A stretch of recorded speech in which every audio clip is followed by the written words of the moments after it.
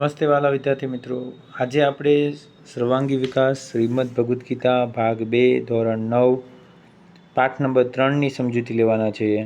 આ પહેલાં આપણે પાઠ નંબર 1 અને 2ની સમજૂતી આપી દીધેલી છે અને તે ચેનલના લિંકમાં જઈને પ્લેલિસ્ટમાંથી તમને મળી જશે. પાઠ નંબર 3ની શરૂઆત કરીએ આપણે. પ્રભુની મરજી પાઠનું નામ છે. આ વાર્તામાં કરશનભાઈ નામના વેપારી નિરંતર પ્રભુનું સ્મરણ કરે છે. કોઈપણ સ્થિતિમાં તેઓ જેવી પ્રભુની મરજી બોલીને ઈશ્વરની જ મરજી જુએ છે. એકવાર ભજનમાં જવા નીકળેલા કરશનભાઈનો ભેટો કેટલાક ચોર સાથે થાય છે. પછી જે કંઈ બને છે તે ઘણું જ રસપ્રદ છે. જોકે નિરંતર યોગી એવા કરશનભાઈ પ્રભુની મરજીથી પોતાના પર આવી પડેલા સંકટમાંથી બહાર નીકળી શકે છે. શ્રીમદ ભગવદ્ ગીતામાં પણ પરમાત્મા નિરંતર યુક્ત થયેલ યોગી ભક્ત વિશે ઉલ્લેખે છે. તો જે શ્લોક છે, અનન્ય ચેતાહ સતતમ યોમાં સ્મરતિ નિત્યસઃ તસ્યાહમ સુલભ પાર્થ નિત્યયુક્તસ્ય યોગિનઃ. હે અર્જુન, જે વ્યક્તિ એક ચિત્ત સદા આજીવન નિરંતર મારું સ્મરણ કરે છે તે મારામાં નિરંતર યુક્ત થયેલા યોગીને હું સુલભ છું, એટલે સહજ પ્રાપ્ત થાવ છો. જે નિરંતર ચિત્ત કરશે તેને ભગવાનની પ્રાપ્તિ થશે. તો એક આખી સરસ એવી કહાની આપણને કીધી છે, તેને આપણે સાંભળવાની છે. સુંદરપુર નામે ગામમાં એક નાનકડું બજાર હતું. આસપાસના ગામના લોકો ખરીદી કરવા બજારમાં આવતા. બજારમાં કરશનભાઈ નામે એક વેપારીની કાપડની દુકાન હતી. ગામમાં તેમને સૌ માન આપે, તેમના માટે આદર.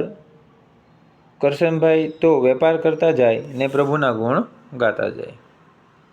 કરશનભાઈની દુકાન આવીને કોઈ ગ્રાહક પૂછે, આ કાપડ કેમ આપ્યું છે? ભાઈ, પ્રભુની મરજીથી એક ગજ કાપડનો ભાવ 16 આના ને પ્રભુની મરજીથી મારો નફો છે 2 આના. સૌ ગ્રાહકોને કરશનભાઈની પ્રમાણિકતા પર પૂરો વિશ્વાસ. કોઈ પણ ગ્રાહક એમની પાસે ભાવતાલ ન કરાવે, થતો ભાવ ચૂકવે, કાપડ ખરીદે અને રાજી થઈને જાય. કરશનભાઈનો આખો દિવસ આ રીતે જ વીતતો, એટલે સારા માણસ હતા. સાંજે કરશનભાઈ દુકાન બંધ કરી ઘરે જઈ વાળું કરે, થોડા નિરાંતે બેસે અને રાત્રે ગામના મંદિરે ભજન કરવા માટે જાય. કડકડતી ઠંડી રાત. કરશનભાઈ રાત્રે ભજન કરી મંદિરથી આવતા હતા. ઠંડીથી બચવા માટે કરશનભાઈએ આખા શરીરને કાંબળો ઓઢી લીધો. રસ્તામાં તેમના જ જેવા કાંબળો ઓઢેલા 3 માણસો કોઈની રાહ જોઈ ઊભા હતા. કરશનભાઈ નજીક પહોંચ્યા ત્યાં તેમાંનો એક ધીમેથી બોલ્યો, કેમ મોડું થયું? જલ્દી ચાલ. એમ કહી કરશનભાઈનો હાથ પકડી આગળની બાજુએ ચાલવા લાગ્યા. કરશનભાઈને કંઈ સમજાયું નહીં, પણ બોલ્યા ચાલ્યા વિના તેમની પાછળ પાછળ ચાલવા લાગ્યા. મનમાં બોલ્યા, જેવી પ્રભુની મરજી, ચાલો ભાઈઓ. 3 જણ આગળ અને કરશનભાઈ એમની પાછળ. 4 જણ ચાલતા ચાલતા થોડેક આગળ એક ઘરની ઊંચી દિવાલ પાસે જઈને ઊભા રહ્યા. તેમાંના 2 જણા દિવાલ ઠેકીને અંદર ગયા, જ્યારે કરશનભાઈ અને એક બીજા વ્યક્તિ ઘરની બહાર જ ઊભા રહી. થોડી વારમાં ઘરના વાડામાં દરવાજો અંદરથી ખુલ્યો અને એક પછી એમ 3 પેટી અને એક ચરુને ખેંચી લાવીને બાકીના 2 બહાર આવ્યા. એમાંની એક પેટી બાકી 2 જણે ઉપાડીને કરશનભાઈના માથે મૂકી. બાકીની પેટી ચરુ સાથે મૂકીને 3 ઝડપથી ચાલવા લાગ્યા.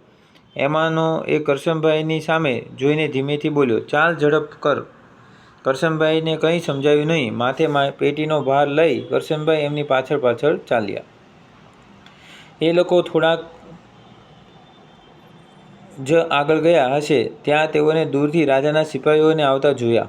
બાકીના 3 તો અનુભવને આધારે બધો જ સામાન ત્યાં પટકીને નાસી છૂટ્યા. કરશનભાઈ તો માથા પર પેટી ઝાલીને એમ જ ઊભા રહ્યા. સિપાહીએ જોયું કે 3 જણા બધા સામાન નીચે નાખીને ઝડપભેર ભાગી ગયા, જ્યારે એક જ જણ એમ જ માથે પેટી ઉપાડીને ઊભો હતો. સિપાહી ઝડપથી કરશનભાઈ પાસે પહોંચ્યા અને બોલ્યા, આજે તું પકડાયો. તને ઘણા દિવસથી શોધી રહ્યા હતા.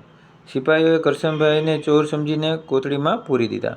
કરશનભાઈ ઝડપભર બનેલી ઘટના હવે સમજી શક્યા અને મનોમન બોલ્યા, જેવી પ્રભુની ઈચ્છા. બીજા દિવસે સવારે કરશનભાઈને રાજા સમક્ષ રજૂ કરવામાં આવ્યા. કરશનભાઈ પર ચોરીનો આક્ષેપ મુકાયો છે તે જાણીને સુંદરપુરના લોકો રાજદરબારમાં પહોંચી ગયા.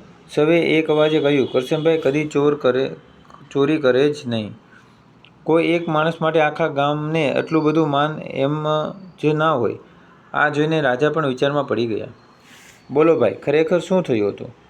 એ તો એવું કે પ્રભુની મરજીથી મેં કાલ રાત્રે વાળું કર્યું, પછી મંદિરે ભજન કરવા ગયો. ઠીક, પછી શું?